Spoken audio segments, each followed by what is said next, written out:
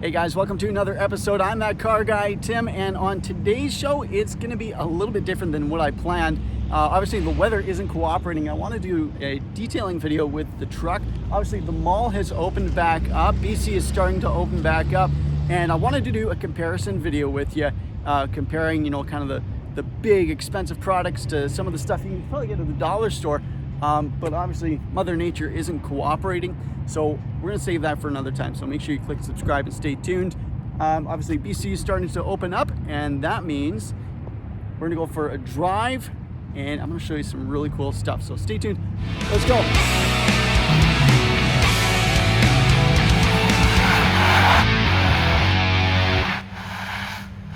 Okay, so the general rule when you're shopping for a vehicle is you don't buy the first car that you look at. You don't buy from the first place you go and check out. While that's true, that is also true when you're shopping for a vehicle online. Websites like Craigslist, Kijiji, Auto Trader, all those things. They're all great websites, don't get me wrong, and it's an amazing resource to use if you're shopping for a vehicle. But what about if you're looking for a classic vehicle, or you're looking for a sweet off-roader or something like that, or an awesome vehicle to build?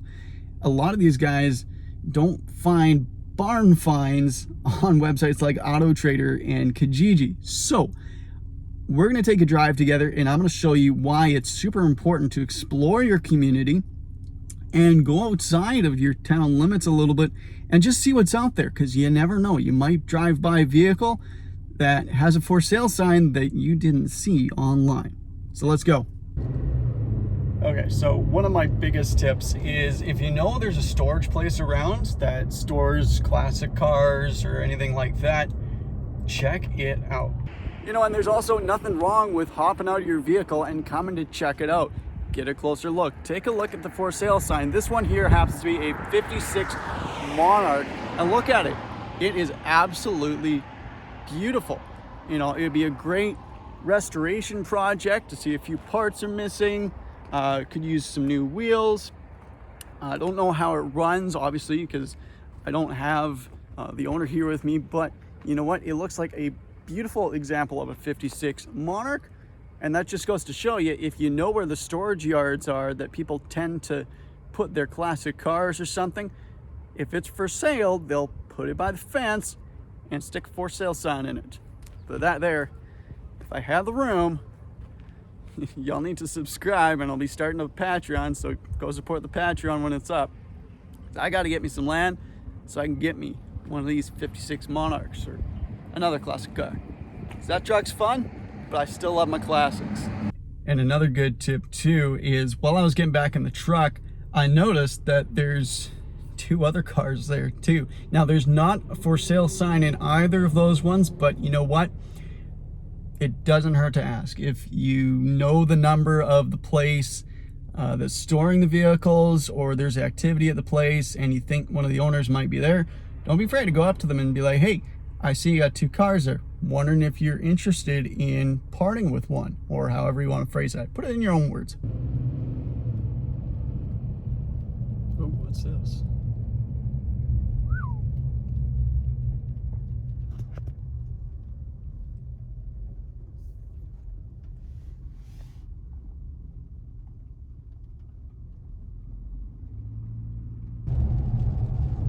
Another good tip too is, if you live by a lake with a lot of lake properties, go check it out. Sometimes people like to collect vehicles and then they just keep them at their lake property. Another good tip too is just drive slowly. If you have a road that you can drive regularly, just drive along it, but just drive a little slower and take the time to just kind of look about. You never know what you're missing when you drive by every day at your regular old speed.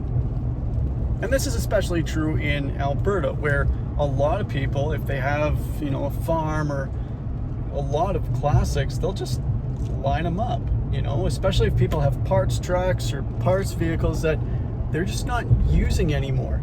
They'll just park them and line them up. And sure, it's a parts vehicle, but if you're really ambitious, get yourself a parts vehicle and try it out. part of the fun of finding a vehicle to restore is just exploring to find it. And speaking of which, I found this place and it's really cool. Let's just cross the highway to get in. There we go. Now this place here, if you're looking for an off-road vehicle and you're in the East Kootenays, this place is, let's check it out. Okay, so this place here is called Murtis Motors. Now, this is a really, really cool place. Look at this, you got Land Rovers, there's Jeeps down there.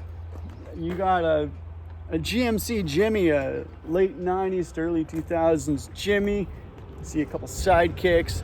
If you're looking for an off-roader or just a classic cruiser that has four-wheel drive, you should check this place out.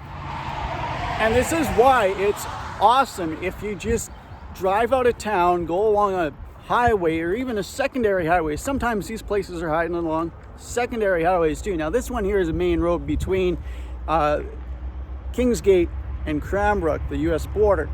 But honestly, they've got Zooks, they've got Yodas, they got square body Chevys. They got newer rigs too. This place is awesome.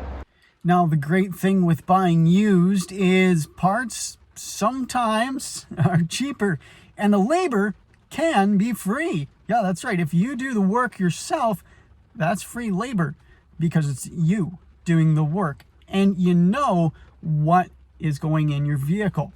So another great way or tip, before you buy the vehicle, research it a little bit, find out what the common issues are. Now that goes for new vehicles as well, but with used, the cool thing that you can do is there's tons of websites out there with parts.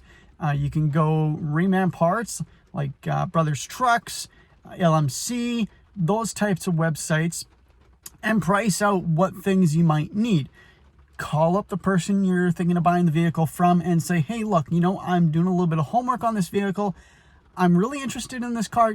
What kind of work does it need? And most of the time, they're going to be upfront and honest with you. And that's the best person to buy from. Someone who's going to say, hey, you know what? It's not a perfect vehicle. What used vehicle is perfect? None.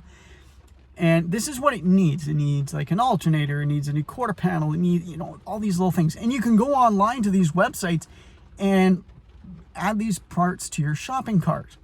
And then you can, if you want, go through the checkout and you can estimate what your shipping is going to be. And that's going to be a really good indication of, yeah, you're buying this vehicle up front. You're not going to borrow any money for it. It's going to be great. It's going to be yours, not the bank's. And, you know, all these parts are going to be ordered for you. It's going to come to your place. And if you want, labor can be free. So it's cheaper to run one of these things because when you're fixing it, sometimes the labor is going to be free because that labor is going to be you. And it's a great way to learn about the vehicle too. It's a great way to learn about the quirks and how everything works. You know, that's why I'm so grateful that I had the opportunity to own that square body GMC because I fixed it up. I knew what was going in that vehicle. I knew how things worked. And as I got more comfortable working on the truck, I learned more about the truck. I got more confident with taking things apart, seeing how they work, replacing a few things and sticking it all back together. And that's the great thing. Not only is a used vehicle yours, not the bank's, labor can be free, parts in some cases can be cheaper, but it can also be a teaching tool, which is awesome because you have no warranty to bugger with. And, you know, if you break something, okay, whatever. In most cases, it's going to be an older vehicle, so less computers, and you don't need all these fancy pieces of equipment. All you need is a good set of wrenches, a good socket set, maybe an impact, and you're good. And if you want to go even cheaper, there's always the junkyard. I remember when I first started fixing up the GMC, my buddy Amos, he's in a few vlogs ago, actually a long time ago. Got to catch up with Tim and Amos in Calgary. But we would go to the junkyard and we would find parts, and there's an absolute gold mine at the junkyard. You can spend a day in there just wandering about. Now, obviously with the pandemic, it might be a little different after with the new normal, so I don't know how it's going to work, but I remember before it was awesome. I'd just go there with, a little thing of tools, and if I found something cool and I wanted to take it off a vehicle, I would take it off a vehicle. If I knew a buddy needed a part for his car, and I found a car and I had the part and it was in a decent shape, I'd snag that part for him, and it was cheap.